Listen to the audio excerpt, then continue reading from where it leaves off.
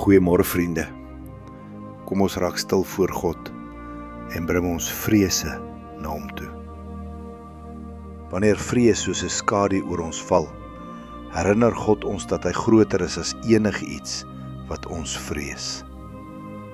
Here, u woord sê in Jesaja 41 vers 10, vrees nie, want ek is met jou. Wees nie verskrik nie, want ek is jou God. Ek versterk jou, ook help ek jou, ook ondersteun ek jou met my regterhand van geregtigheid. Dankie Here dat u met ons is, altyd naby, nooit ver nie. Wanneer ons bang is, help ons om op u te fokus en nie op die storm nie. In Psalm 56 vers 4 lees ons, wanneer ek vrees, vertrou ek op u.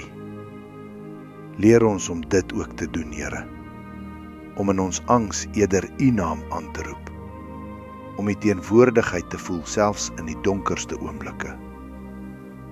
En u herinner ons in 2 Timoteus 1 vers 7, want God het ons nie 'n gees van vreesagtigheid gegee nie, maar van krag en liefde en selfbeheersing.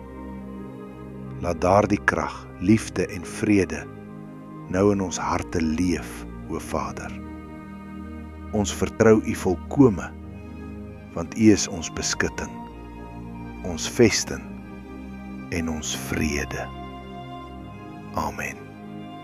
Liewe vriend, wanneer vrees probeer vasvat, sê hardop, ek is nie alleen nie, want God is met jou, en sy teenwoordigheid verdryf elke skaduwee van vrees. Mag jy vandag 'n geseënde dag, een sonder vrees, belewe. Groetnis Koos.